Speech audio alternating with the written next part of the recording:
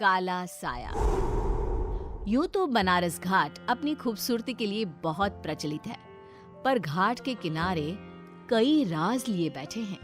ये कहानी शुरू होती है बनारस के घाट के पास बने ममता निवास से, जहां प्रिया लाल जोड़े में ममता के घर उसकी बहू बनकर आती है। आओ आओ बहू, घर को अपने पैरों से पवित्र करो। ममता घर की दहलीज पार कर ही रही होती है कि अचानक एक बहुत गंदी सी बास पूरे घर में फैल जाती है।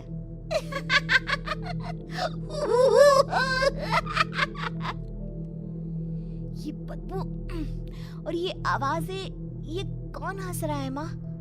अब ये पड़ोसी ना हमारे थोड़े अलग से है। कहाँ हम शाकाहारी और ये मांस मच्छी खाने वाले। छोड़, तू ध्यान मत दे और गृह प्रवेश कर। और हाँ बहू, अपनी सास की एक बात हमेशा याद रखना, इन पड़ोसियों से तो कभी बात नहीं करेगी। अच्छे लोग नहीं है ये। अपनी सास की ये बात मानेगी ना बेटा? हाँ माँ, जो आपकी मर्जी, मैं उनसे बात नहीं करूंगी। अगले दिन प्रिया अपनी पहली रसोई बनाने रसोई घर में जाती है। ये छोकी बात तो नाक में जा रही है। एक काम करती हूँ, खिड़की खोल देती हूँ।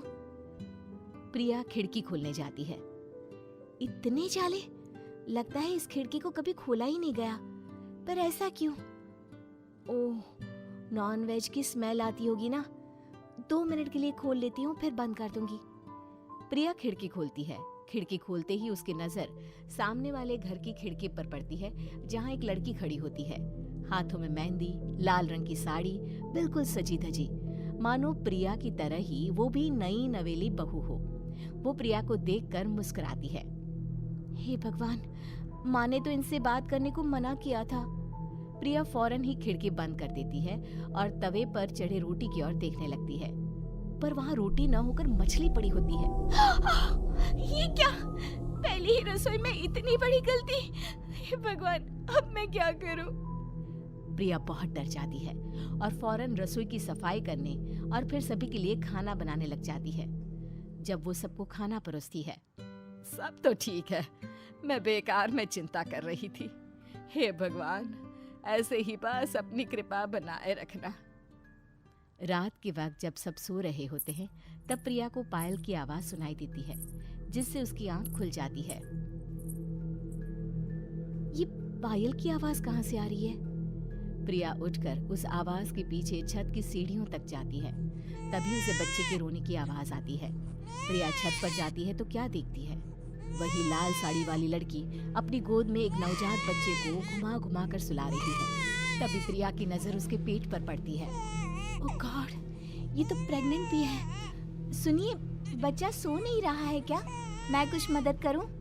नहीं नहीं, आपके घर वालों को अच्छा नहीं लगेगा, मैं संभाल लूंगी। स्नेहा की गोद से बच्चा हाथ मारकर प्रिया की गोद में आने को छटपटाने लगता है। दोनों घर अगल बगल में बने होने के कारण प्रिया उस बच्चे को गोद में ले लेती है। प्रिया के पास आते ही वो सो जाता है। बच्चे का वो स्पर्श रात भर प्रिया भूल नहीं पाती और अगली सुबह वो छत पर कपड़े सुखा रही होती है। तभी उसे एक औरत इशारा करके बुलाती है।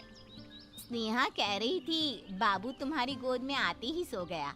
मैं गौरी, स्नेहा की माँ हूँ। बहू, घर आना, बाबू को खिला भी लेना। शाम को जब घर पर कोई नहीं रहता, बच्चे से मिलने के लिए प्रिया छिपकर अपनी पड़ोसन के घर चली जाती है और कुछ देर बच्चे को खिलाकर वापस लौट आती है।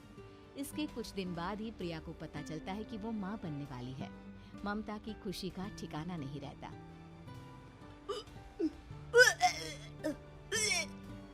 माँ जी, पता नहीं क्यों उल्टी आ रही है। प्रिया भागती हुई वॉशरूम में जाती है तो हरे और लाल रंग की उल्टी करती है। उस उल्टी में से कीड़े निकलते हैं। ये क्या? खून और ये कीड़े!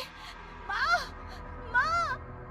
प्रिया की आवाज सुनकर ममता दौड़ कर आती है, पर बेसिन में कुछ नहीं होता। प्रिया हक्की बक्की रह जाती है। ये सब क्या हो रहा है? प्रिया घबरा जाती है और अपने कमरे में जाकर सो जाती है। डर के कारण वो इतनी थक जाती है कि उसकी आंख लग जाती है। तब उसे ऐसा लगता है उसके पेट पर मानो कोई बैठा हुआ हो। कौन हो?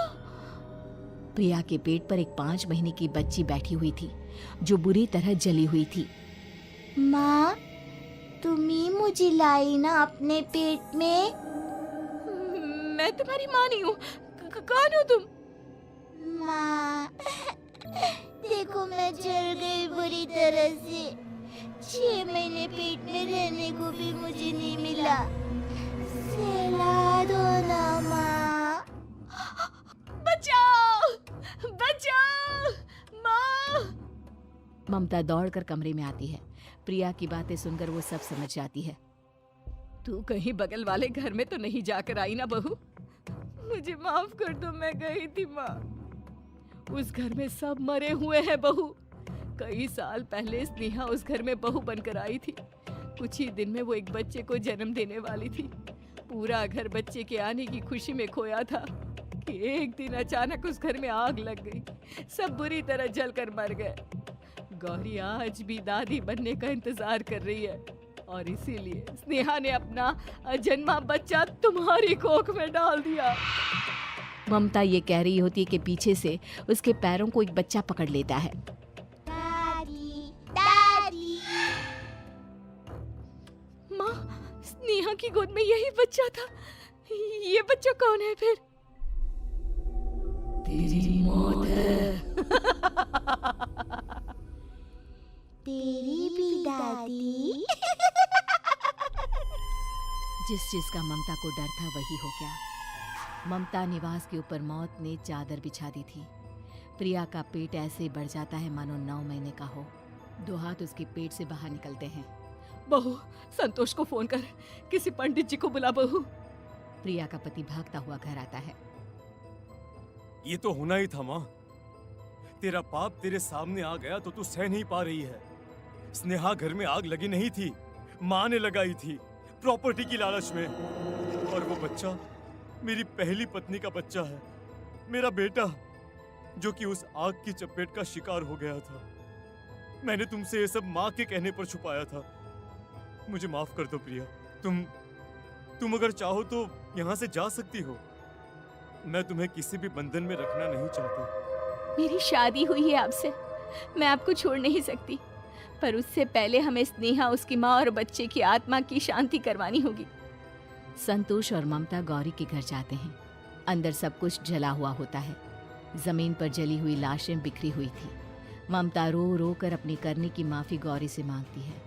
प्रिया स्नेहा के घर वालों का अंतिम संस्कार करवा देती है और ममता निवास फिर से आत्माओं के साए से मुक्त हो जाता है।